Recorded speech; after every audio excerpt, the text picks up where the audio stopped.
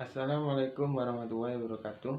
Yang terhormat Ibu Pupu, selaku dosen pengampu mata kuliah patofisiologi dan teman-teman yang berbahagia. Perkenalkan, nama saya Revaldi, saya dari kelompok 16. Di sini saya sebagai moderator dan berikut anggota kelompok kami. Pemateri pertama yaitu Ulfiurin dan pemateri kedua Nindi Amanda Vinanti.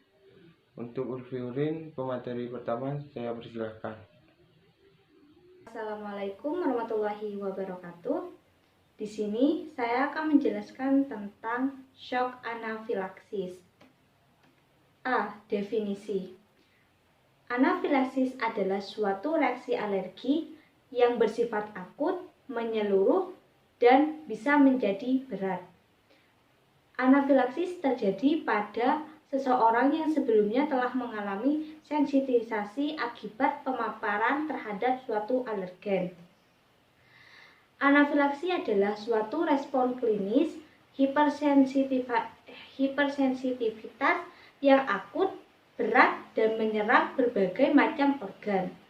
Reaksi hipersensitivitas ini merupakan suatu reaksi hipersensitivitas tipe cepat atau tipe 1.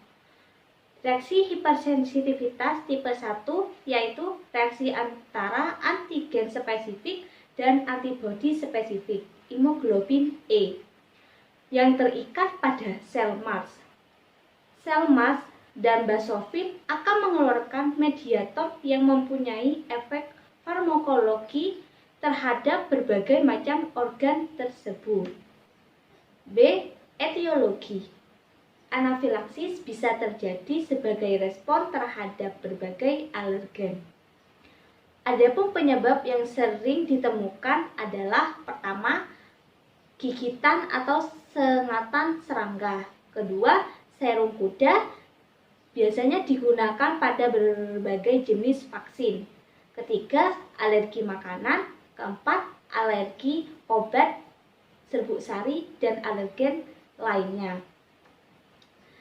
Reaksi anafilaksis terjadi ketika sistem imun tubuh bereaksi dengan antigen yang dianggap benda asing oleh tubuh.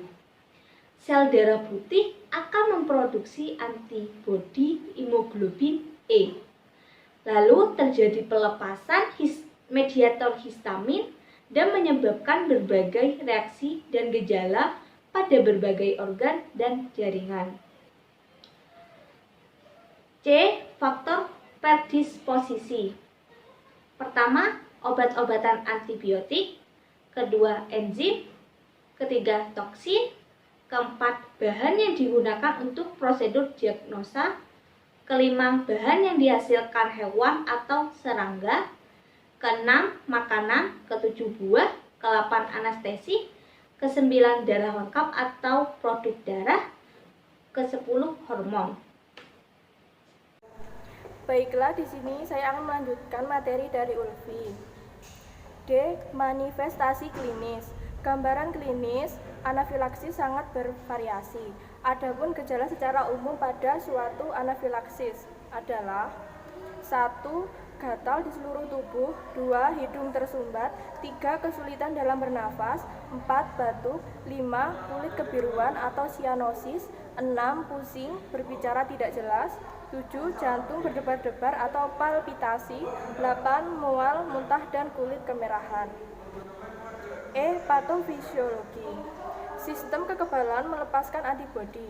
Jaringan melepaskan histamin dan zat lainnya. Hal ini menyebabkan penyempitan saluran udara sehingga terdengar bunyi atau kengek, gangguan pernafasan, dan timbul gejala-gejala saluran pencernaan berupa nyeri perut, kram, muntah, dan diare.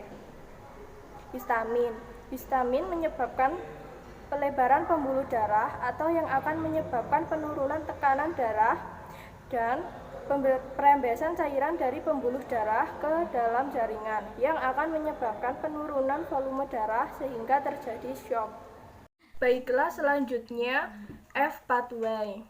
Faktor enzim, toksin, anestesi, hormon, makanan. Etiologi, alergen atau antibiotik makanan bisa binatang.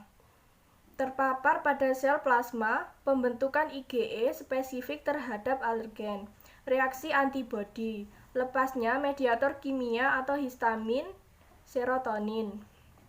Yang pertama, peningkatan mukus pada jalan nafas, gangguan pada jalur nafas, ketidakefektifan kebersihan jalan nafas.